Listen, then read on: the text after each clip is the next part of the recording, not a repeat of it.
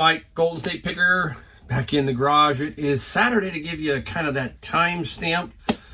Me and my son Joshua, we went out garage sailing today and we found a few things. I'm going to show you some things I found. We're going to talk about an article. We're going to show you some albums. From those albums, we're going to choose a song of the day, something I thought was kind of cool. There's several in here, so you're going to have to guess as to what it is before I show you, obviously, but it's kind of different. And we're just going to do what we normally do, chit-chat around here. If you're new, I'm Mike, Golden State Picker. I am in the Golden State, California, specifically San Jose, Silicon Valley, home of all that crazy tech stuff, all that crazy other stuff that I sometimes get in trouble talking about on this channel. We're going to talk about something today that is happening in California. It's interesting because it also is happening across the country. As far as this article's not bad, it's not going to get you all fired up, but it's interesting.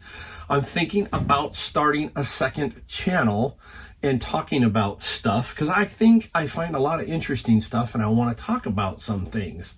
And maybe I'll throw one and sprinkle it throughout here, but maybe I'll have another channel and do a little more in-depth, that kind of thing. If you think you would like that, just let me know in a comment, say, hey, I think that would be kind of cool.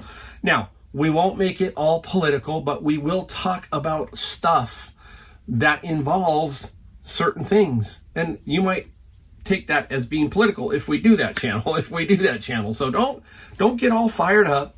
There's plenty of room for everybody. I am the easiest person to get along with. I will listen to everybody, okay? As long as you listen to me. That's how it works. That's how it should work in America. Now, we're not going to get off on that track, but we're going to show you a couple cool things, couple of things that you should never, ever pass up at garage sales. If you find them, they're like gold. They're easy, and found some of those today, and we're going to just kind of have some fun, and we'll show you, I'm going to show you one thing I sold, and because it's a bolo kind of thing, you wouldn't think about selling this, but yes, it is a good item to find and to sell. Okay, so we're going to go over that too. We're not going to bash eBay in this video, but we will bash them in another video. We just got off on them a little bit, but I still have some more to talk about when it comes to the eBay side of things. I'm not negative on eBay, folks. Please remember that. I am. It's a love-hate relationship. We all have that with them. There just needs to be some changes. I don't know how we go about getting those changes, and that's part of that love-hate relationship with them. I have it with Amazon too, but Amazon's just a different animal. So I don't go into it that much because they're more, in my mind, complex. I don't know how to explain it, but anyhow. Let's get right into the article. This is cool. I'll put it up here so you can see it. Now, the article today is extraordinarily frustrated. Renters can find no place to plug in electric vehicles. Okay, so this is California. This is about Malibu or the LA area, but it's all over the Bay Area because basically California is just passing a law where I think 2035, no more gasoline-powered car sales. So that means the dealers are all going to have to sell electric cars. There's one problem. You got to charge them. And where do you charge them? Okay, most people who have a home, you can set that up. But as this article explains, it's not that easy. It's not that easy. So the article is talking about this lady. Her name's Hillary. There's a good name, huh? Hillary. But after switching to driving a plug-in electric sedan, she quickly realized a new complication of apartment living: access to charging stations. So she's in an apartment complex, right? Some of these older ones, and if you've ever been around, and every town has them, older complexes, you just can't put a charging station out in front. So you've got to think about this. If you go out and buy an electric car, you got to think, hey, where am I going to charge it? When you buy a gas car, it's like you got gas stations everywhere, right? So that's a little different deal. So she's worried about that. So she's hardly alone. Even as it appears electric car sales are hitting a tipping point, those living in apartments or condominiums the goal to switching to electric vehicles to fight climate change and save on gas becomes all the more challenging. So this is a huge, huge problem. And it can be pretty darn expensive to basically, the article goes on to talk about how, you know, you forget when you first do this. I have a Prius plug-in, okay? But the thing, it gets great gas mileage. We get about 50 miles to the gallon. But the charging part of it is useless. It's 15, 20 miles. It's a, you know, you plug it into your household outlet and that's all you get. But these Teslas and these other ones, they need some more juice. You need some more mojo, you know, that kind of thing. So the 220 hook up, that kind of thing. And they actually have to sometimes come out, hook it up, all that kind of stuff, make a little charging station. Those things sometimes now they're talking, they can cost about $5,000 to get these hooked up. So great plans to shut off the gasoline car thing, 2035. Where are these people going to charge these cars? They're talking about here in California that these charging stations at malls and stuff like that, they're not going to be enough of those. They're going to have almost every stall eventually made that way. I'm going to be long gone before that happens. Now, I am not anti-electric. I love electric cars. If you can give me an electric car where I could charge it no problem and get all that distance, I'd be on it like crazy, okay? But I'm not going to give you $80,000, $90,000 for an electric car right now. I'm just not going to do it. Hey, regular gas cars are costing 40, 50, 60, higher. You know, trucks, go look at trucks. It's all out of control. It's just nuts. And now they're forcing that here. And these older apartment buildings and all this other stuff, these people are struggling to find places to charge their car. They're having to go to places, sit in their car, or go in, shop, and hopefully find it. They're finding that there are lines for people waiting for people to leave a charging station at parking lots, malls, wherever they are. Interesting, right? Interesting stuff. That's the kind of stuff I want to talk about on another channel, all that kind of stuff, and just bring it all together. I think it'd be kind of interesting. So don't forget, hit a comment, let me know. I'd really appreciate it. I think that it'd be fun. Just be kind of interesting. All right. Let's go into showing you a couple of things that we found. Now, I'm in California and the weather's been really nice, but the garage sales, I'll be honest with you, have sucked. Okay. And I think it's a fallover from COVID. And I think COVID is basically kind of, everybody had donated so much stuff and they're like cleaned out a lot of their houses. And here we have a lot of people moving in. And it just hasn't seemed to have been clicking quite yet, where you get a garage sale weekend and you hit 30 or 40 of them, that kind of thing. We're in a metropolitan area of millions of people. And my yard sale apps just show nothing. Craigslist shows hardly anything. So we just drive around, me and Josh, and like most people, and we hit them. And we find some. And we found a few things today, and I want to show you them. And I got a couple of bolos to keep an eye out for. All right? Let's take a look at the first garage sale. Now, just right up the street from me, Joshua got... You know, how do we work the garage sale thing? Generally speaking, most of the time when I do a garage sale, I try to help Josh out. And I try to help him find something, you know, right off the bat. I try to help him get what he needs. But I was really pleased today because he found a couple of items himself. One was a ring chime. And the other one was when I was at this garage sale, I was looking at these two things, which was Slage locks. Typical dad, right? Looking for the hardware stuff. Josh is over on the ground and he comes up and goes, "Do you have change for a 10? And I look and I'm looking, he's asking the lady if she has change because he bought two items. And it was like that, right? And they were two Minecraft Lego sets sealed. One was 5 and one was 3. And he had them. And I was like, you know, I was so happy. I was like, dang, good job, Josh. You know, that's what I was saying.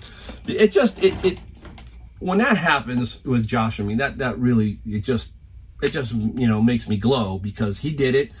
And Dad got out of that particular garage sale, I got these two locks, which are, you know, nice, but he got those two Lego Minecrafts, which are really sweet.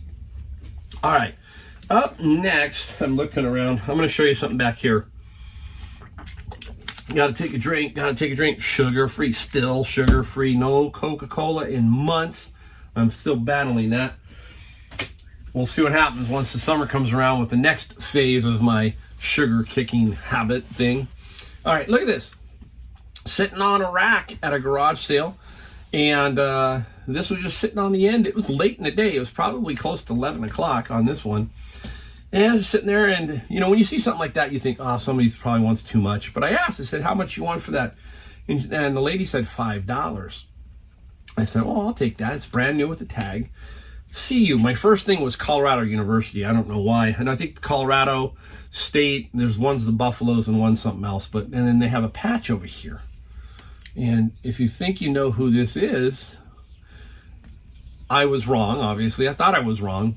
And it's a hockey jersey from Clarkson University, the Golden Knights. Still very cool. I mean, it's brand new mint. And I'm going to get about $100, I think, for this particular jersey. And I paid $5. I paid $5. That's not the bolo. We always can look for jerseys and stuff like that. But that's cool. Still a cool item. All right. Up next, we are going to take a look at this little stack right here. Now, these are the bolos. This is one of the bolos because I always talk about them. And I try to show you that you can find these at garage sales, estate sales, thrift stores. And this particular genre is what you're looking for. And it's basically anything religious or Bible related. That will open your eyes. Now, why do I say that? Because a lot of times most people who are doing garage sales are looking for, like Josh is, Lego games, video games, and they're passing up this. So this is your late afternoon shot too, meaning that this kind of stuff can still hang around.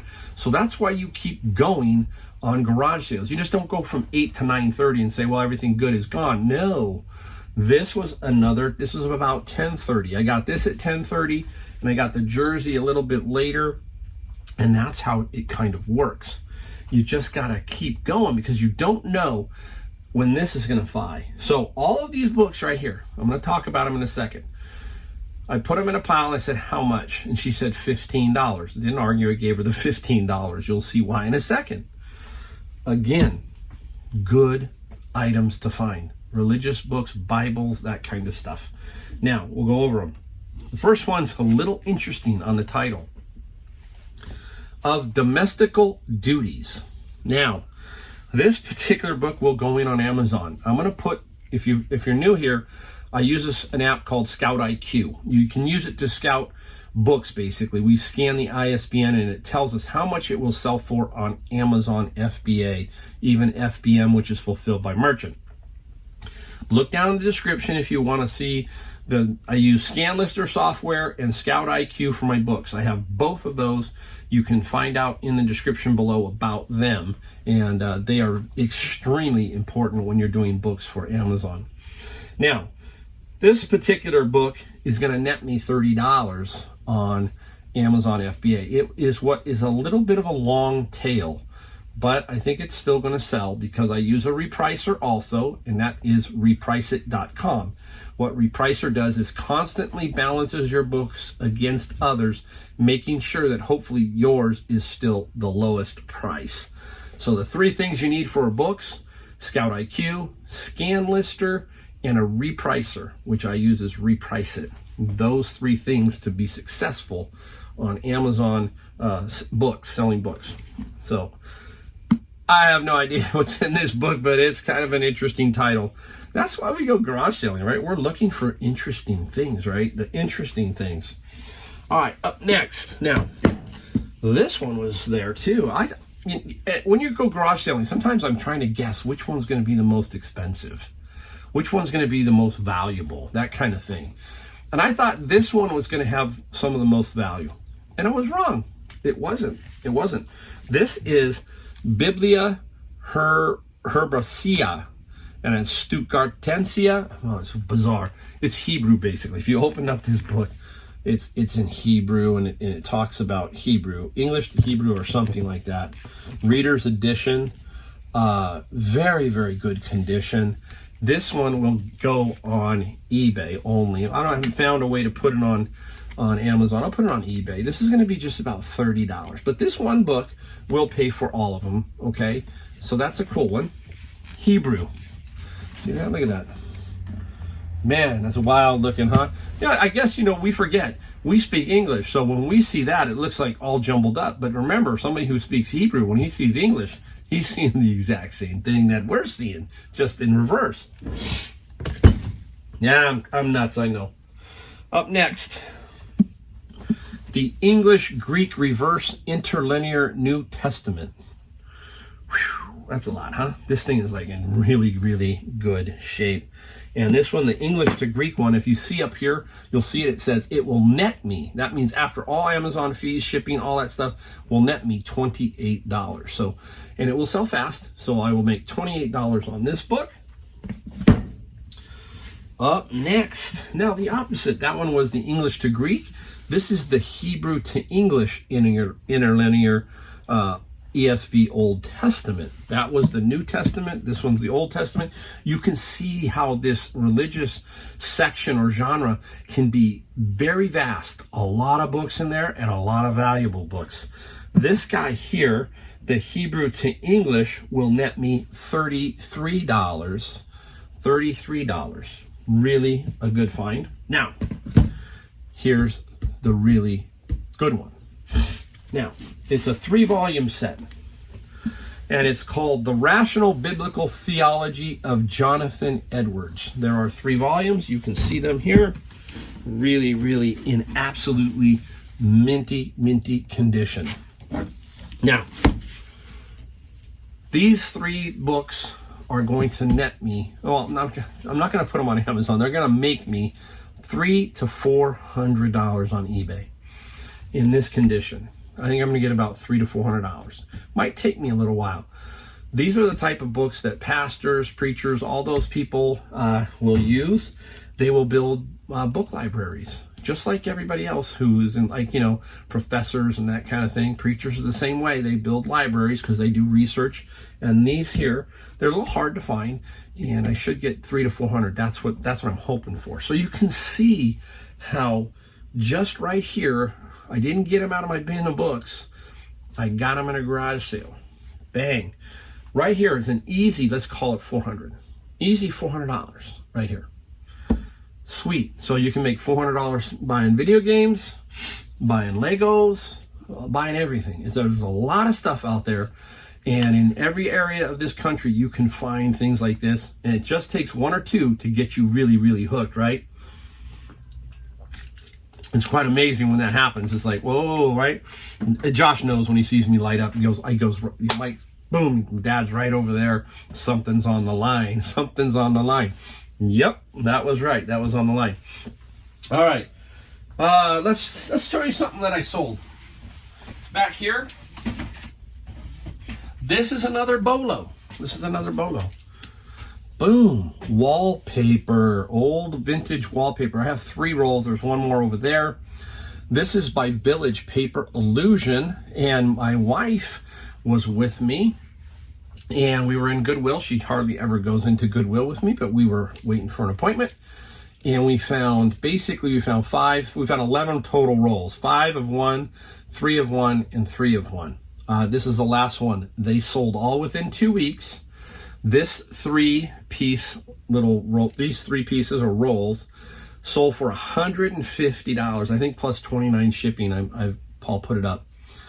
Again, this is the bolo type stuff. People think this is just no good and they put it out at a garage sale for $1 or $2. We paid $5 a roll at Goodwill. We sold one set for $300, I think, one set for $150, and this one just sold for $150. So we sold all of it for $600. So that's the bolo right there, guys. That's 1 bolo, 2 bolos. We have one more we're going to show you. Then we're going to get into the music portion of our show. Sorry, let me put this back real quick. I'm in a good mood today. I don't know why. We go up and down in life, right? And today I just feel like I'm in a good mood. I'm going to take my father-in-law out. My wife is up, and we have another home, and she's up in that place, and she's up there visiting. And I basically right now have my father-in-law, so I'm going to take him out to dinner tonight. I'm not in a good mood because she's gone. It's just, I don't know, just woke up and it's just a good mood. Just a good day. Yeah, and we have them, right? We have them. All right, up next. Forgot to put this one in, but hey, I'm going to squeeze it in on here somewhere. This is definitely a bolo. My brain's going 100 miles an hour. Anyhow, this is definitely a bolo. This is amazing find today. First find of the day, me and Josh. Josh walked past it. He walked past it. I didn't. I came back behind him, and here it is. All right. Let's take a quick look. What is it, ladies and gentlemen? Ladies and gentlemen, it is, don't drop it, Mike. Don't drop it. Almost. I came close. This is a Royal Quiet Deluxe typewriter. You've seen me talk about typewriters. This guy here, never used. Now, this typewriter, the people who sold it to me. They wanted 50. I tried to get it for 40. We met at 45. I paid 45. I will tell you, I paid 45. But the condition is everything on these typewriters plus color. Now, if this was pink or green, I'm in the $700 range, easy. Maybe $1,000 for the condition if it is in this condition. But this guy alone, in this condition, I feel still, I'm in the $350 to $400 range, easy, on this particular typewriter. So, it's a bolo. Always a bolo, our typewriters. These are the type of things, again, like we talked about, that this thing can be there at a garage sale late in the day. Because some people don't know what to do with it, and pickers don't know what to do with it. And what do I mean by that? They don't know how to ship it, or they're fearful of shipping it. So keep your eye out for old typewriters, and especially Royal, good brand. There's a lot of them out there. Just do researches, type in typewriter, highest price on the eBay app, start looking. You will be amazed at what they go for. So that's great. Bolo to look out for, typewriters. All right, hey, now, we're going to talk about, let's start off with some music that we found today, basically. And we paid, I'm going to show you what we paid. I took some numbers off. We paid 99 cents an album today at Savers. 99 cents. They had a big collections of stuff come in, and they want to blow it out. Sometimes when they get too much stuff, they lower it down just to get it out. Say, hey, let's just move some of these records because we got way too many. Let's see if we can lower the price on this particular lot and run it out. And that's what happened. So I was in there, and I started digging around, and we're going to show you, okay, out of these three artists, basically, the song of the day is going to come from. But I'm not going to tell you, so you can guess. You can think, oh, I want it to come out of that one or that one, but we'll see. Now, up first, let me dig through here a little bit and get it in organizational, some kind of organized. The famous one. I got all these albums right here for one reason. Number one, there were several of them. And number two, I like the person who was on the album. Anne Margaret. Yeah, Anne Margaret. It's funny when you go back to the 60s and 70s, a lot of these people were doing stuff like this. Now, Anne Margaret was, I think she was a great dancer, right? And she sung and all that kind of stuff. She was very, very versatile. And she was just absolutely stunning back in her day. So there's Bachelor's Paradise, Anne Margaret. The Vivacious One, Miss Anne Margaret. The last album's a cool one. The Way Up, Anne Margaret. And Here She Is, Anne Margaret. And here's one because she's in it, but it's Al Hurt, Anne Margaret, Beauty and the Beard. Beauty and the Beard. That is just so, imagine what you'd pay to catch this act in Las Vegas. That's what it says on the back. Now, the last one was just the piece de resistance for me. And it's Joe Namath and Anne Margaret in CC and Company. Look at Joe Namath. Check that out. Everybody who knows Joe Namath, famous, the Jets quarterback, Broadway Joe, wore the mink coat, all that kind of stuff. Went on to play for the Rams.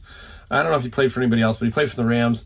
He was a character. These were characters, right? And there's Anne Margaret. Joe Namath and Anne Margaret, original motion picture soundtrack. Paid $1.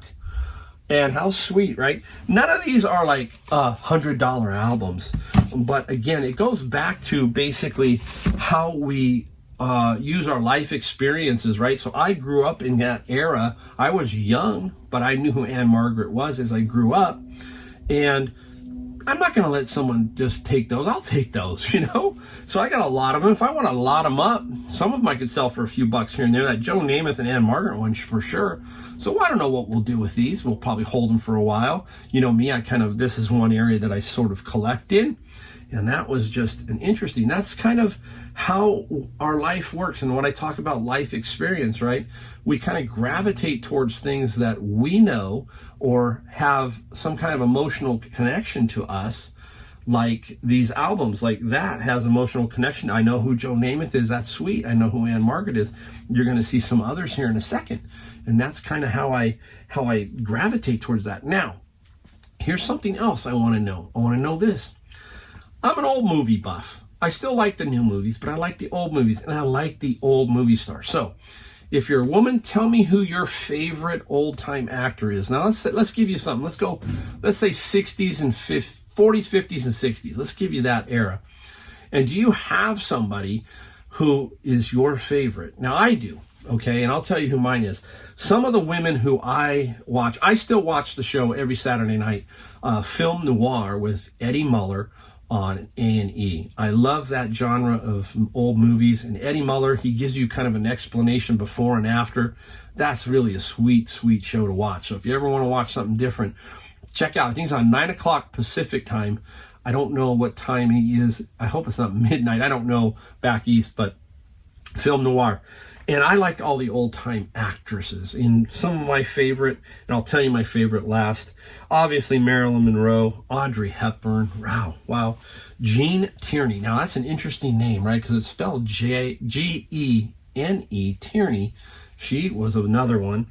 Liz Taylor. When Liz Taylor was young, was there anybody more beautiful than Liz Taylor? Really, she was pretty stunning when she was young, right? And my favorite of all time, and she died and she didn't last very long in the movie industry, and that was Grace Kelly.